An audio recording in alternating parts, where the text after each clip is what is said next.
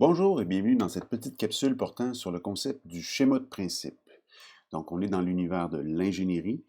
Donc, à partir du moment où est-ce que l'être humain veut construire ou fabriquer quelque chose, ben, il utilise un certain langage et le schéma de principe en fait partie.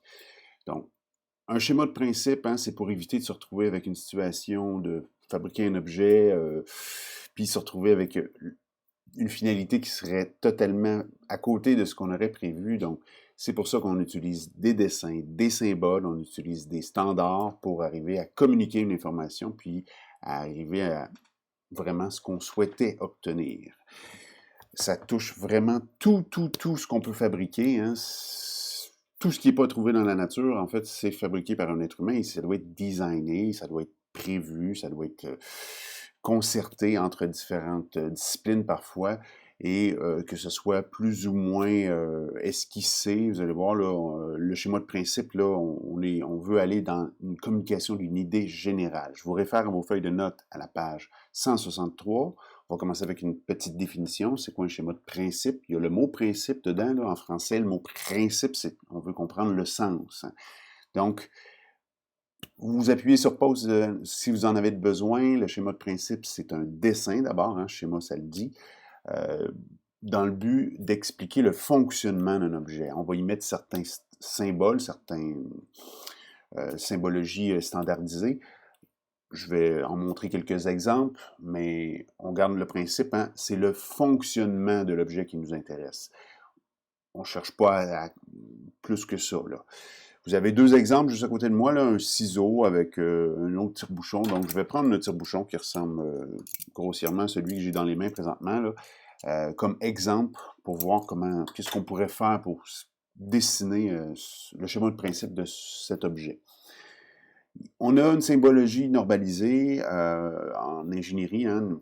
On va pas, ça va vraiment alléger vos dessins, vos schémas. Donc, ne vous gênez pas pour consulter des légendes ou est-ce que vous l'avez justement sur votre feuille de notes, là. On l'avait vu à l'intérieur de d'autres capsules sur les mouvements et sur les forces. Il y a des symboles et ça ne sert à rien d'écrire compression ou rotation, hein. On utilise la symbologie simplement. Donc, qu'est-ce qu'on met dans un schéma de principe d'un objet qui ressemble à un tire-bouchon, par exemple, hein?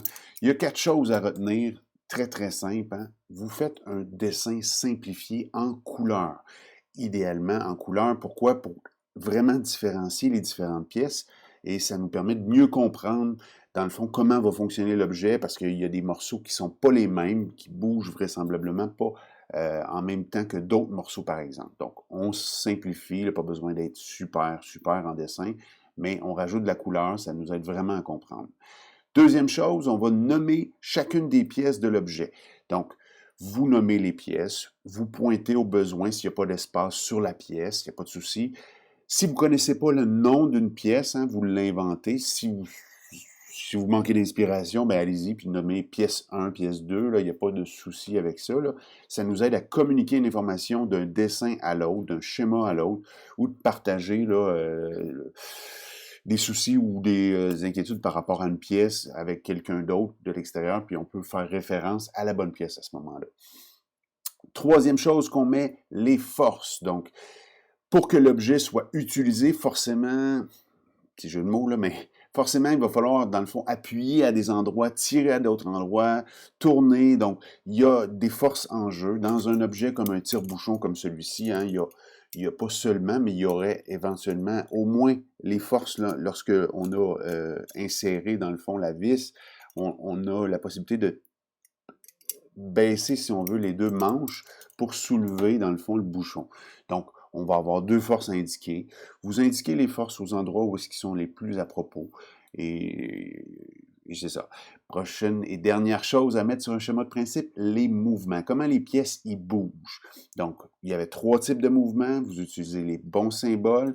Il y a des mouvements de rotation, des mouvements de translation. Donc, au besoin, vous rajoutez des petites lignes pour aller directement sur la pièce qui bouge, mais ça ressemble grossièrement à ce que vous voyez juste aux côtés de moi.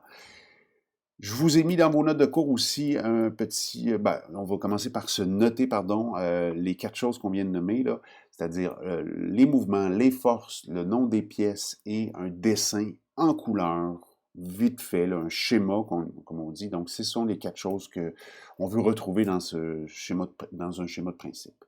Je vous ai mis aussi un petit rappel hein, que c'est très possible d'utiliser différentes vues pour bien faire comprendre comment fonctionne un objet. Parfois, avec une seule vue, c'est très difficile de tout expliquer le fonctionnement. Donc, ne vous gênez pas pour mettre plus d'une vue. Donc, il y a des vues qu'on avait déjà parlé, donc vue du dessus, vue du dessous, vue de côté. Et il y a une vue très insoupçonnée, mais qui parle beaucoup souvent, hein, la vue en coupe, donc, comme si on tranchait l'objet, on voyait à l'intérieur. Ça nous aide souvent à bien comprendre comment fonctionne un objet. On peut rajouter les 2 petites choses qui me manquaient dans la légende. C'était juste pour vous rappeler qu'il y a une symbologie très pratique dans ce cas-ci pour les forces et les mouvements surtout, parce que c'est ça qu'on veut dans le schéma de principe. Donc, peut-être compléter votre feuille de notes dans ce sens. Petit rappel ou peut-être opposition avec le schéma de construction. Un schéma de construction, il y avait plus d'informations, puis c'était pas les mêmes, à l'exception du nom des pièces. Donc, schéma de construction, on veut comprendre comment c'est fait, tandis qu'un schéma de principe, on veut comprendre comment ça fonctionne. On garde ça en tête, ça vous aide pour faire le schéma. Voilà, ça complète cette capsule.